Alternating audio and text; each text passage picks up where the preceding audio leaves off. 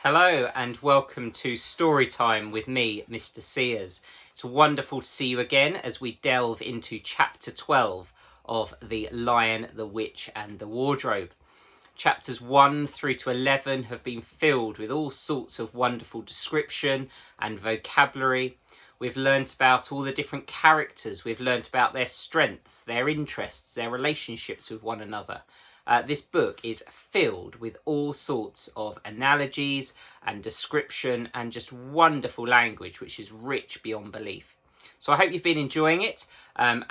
We move now into Chapter 12, entitled Peter's First Battle.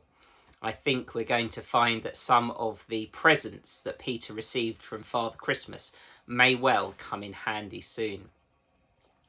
While the dwarf and the white witch were saying this, miles away the beavers and the children were walking on, hour after hour, into what seemed a delicious dream. Long ago they had left the coats behind them, and by now they had even stopped saying to one another, "Look, there's a kingfisher," or "I say, bluebells," or "What was that lovely smell?" or "Just listen to that thrush."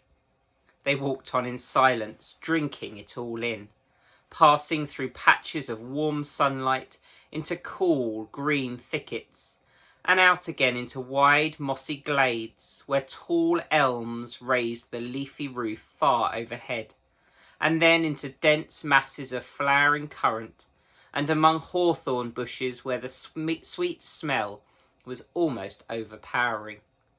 They had been just as surprised as Edmund when they saw the winter vanishing and the whole wood passing in a few hours or so from January to May.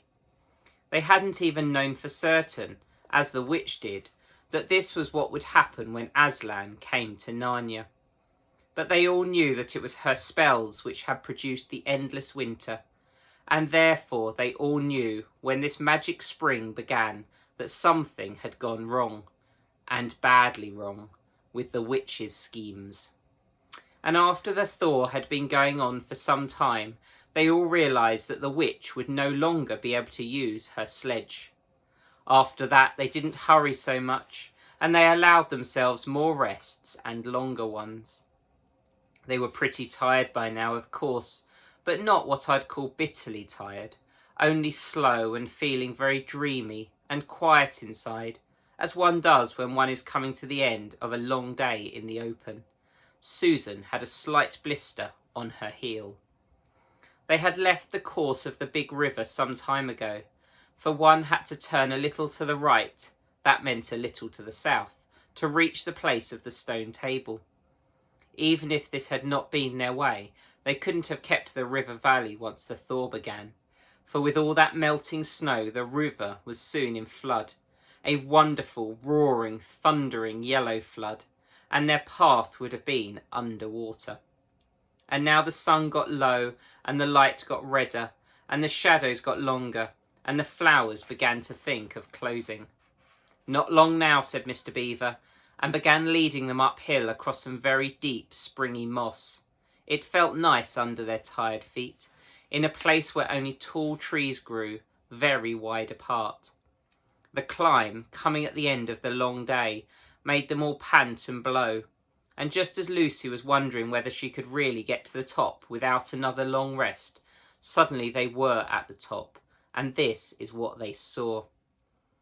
They were on a green open space from which you could look down on the forest spreading as far as one could see in every direction, except right ahead. There, far to the east, was something twinkling and moving. "By gum," whispered Peter to Susan, "the sea!" In the very middle of this open hill top was the stone table. It was a great grim slab of grey stone, supported on 4 upright stones. It looked very old, and it was cut all over with strange lines and figures that might be the letters of an unknown language. They gave you a curious feeling when you looked at them. The next thing they saw was a pavilion pitched on one side of the open place. A wonderful pavilion it was, and especially now with the light of the setting sun fell upon it, with sides of what looked like yellow silk, and cords of crimson, and tent pegs of ivory, and high above it on a pole a banner which bore a red rampant lion fluttering in the breeze which was blowing in their faces from the far-off sea. While they were looking at this, they heard a sound of music on their right, and turning in that direction they saw what they had come to see. Aslan stood in the centre of a crowd of creatures who had grouped themselves round him in the shape of a half-moon.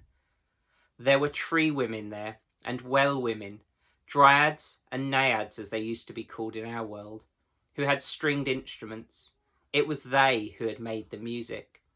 There were 4 great centaurs. The horse part of them was like huge English farm horses, and the man part was like stern but beautiful giants. There was also a unicorn, and a bull with the head of a man, and a pelican and an eagle and a great dog. And next to Aslan stood 2 leopards, of whom one carried his crown and the other his standard. But as for Aslan himself, the beavers and the children didn't know what to do or say when they saw him. People who have not been in Narnia sometimes think that a thing cannot be good and terrible at the same time. If the children had thought so, they were cured of it now. For when they tried to look at Aslan's face, they just caught a glimpse of the golden mane and the great, royal, solemn, overwhelming eyes. And then they found they couldn't look at him and went all trembly. "Go on," whispered Mr. Beaver. "No," whispered Peter. "You first." "No, sons of Adam before animals," whispered Mr. Beaver back again. "Susan," whispered Peter. "What about you? Ladies first." "No, you're the oldest," whispered Susan. And of course the longer they went on doing this, the more awkward they felt. Then at last Peter realised it was up to him. He drew his sword and raised it to the salute, and hastily said to the others, "Come on, pull yourselves together." He advanced to the lion and said, "We have come, Aslan." "Welcome, Peter, son of Adam," said Aslan. "Welcome, Susie and Lucy, daughters of Eve. Welcome, he-beaver and she-beaver." His voice was deep and rich and somehow took the fidgets out of them. They now felt glad and quiet, and it didn't seem awkward to them to stand and say nothing. "But where is the 4th?" asked Aslan. "He has tried to betray them and joined the White Witch, O Aslan," said Mr. Beaver. And then something made Peter say, "That was partly my fault, Aslan. I was angry with him, and I think that helped him to go wrong." And Aslan said nothing either, to excuse Peter or to blame him, but merely stood looking at him with his great unchanging eyes. And it seemed to all of them that there was nothing to be said. "Please, Aslan," said Lucy, "can anything be done to save Edmund?" "All shall be done," said Aslan, "but it may be harder than you think." And then he was silent again for some time. Up to that moment Lucy had been thinking how royal and strong and peaceful his face looked. Now it suddenly came into her head that he looked sad as well. But in the next minute that expression was quite gone. The lion shook his mane and clapped his paws together. Terrible paws, thought Lucy, if he didn't know how to velvet them. And said, "Meanwhile, let the feast be prepared. Ladies, take these daughters of Eve to the pavilion and minister to them." When the girls had gone, Aslan laid his paw, and though it was velveted, it was very heavy, on Peter's shoulder and said, "Come, son of Adam, and I will show you a far-off sight of the castle where you are to be king." And Peter, with his sword still drawn in his hand, went with the lion to the eastern edge of the hilltop. There a beautiful sight met their eyes. The sun was setting behind their backs. That meant that the whole country below them lay in the evening light, forest and hills and valleys, and winding away like a silver snake, the lower part of the great river. And beyond all this, miles away, was the sea, and beyond the sea the sky, full of clouds which were just turning rose colour with the reflection of the sunset. But just where the land of Narnia met the sea, in fact at the mouth of the great river, there was something on a little hill shining.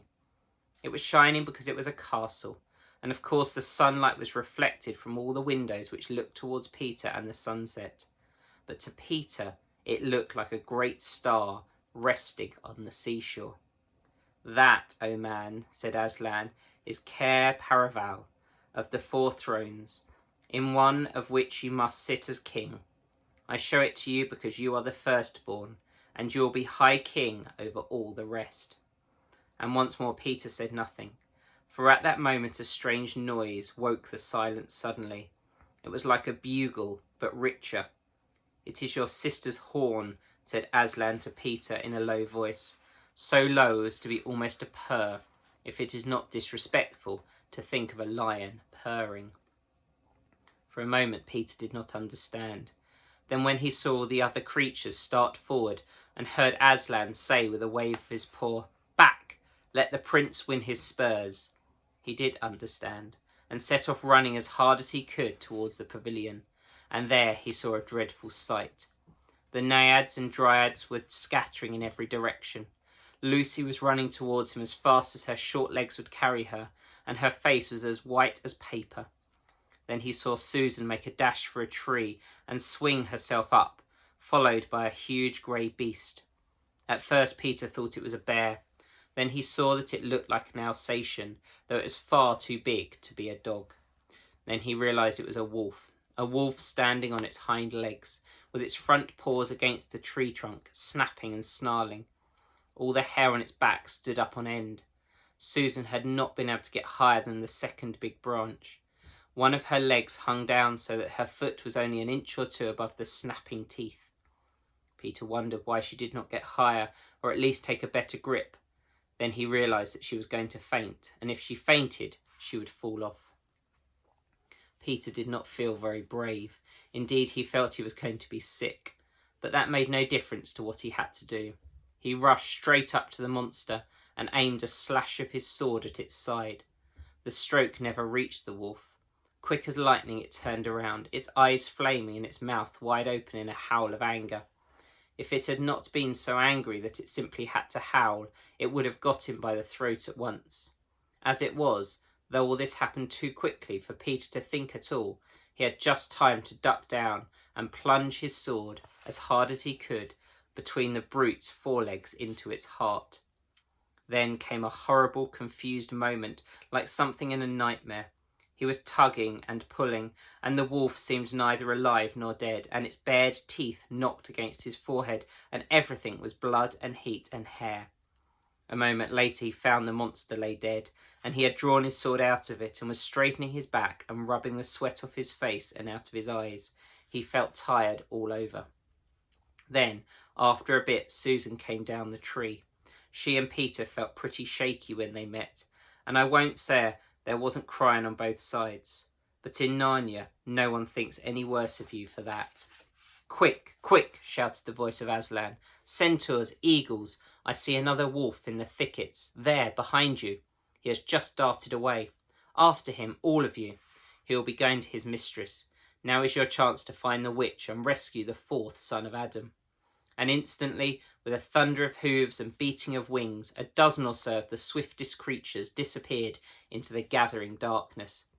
Peter, still out of breath, turned and saw Aslan close at hand. "You have forgotten to clean your sword," said Aslan. It was true. Peter blushed when he looked at the bright blade and saw it all smeared with the wolf's hair and blood. He stooped down and wiped it quite clean on the grass, and then wiped it quite dry on his coat.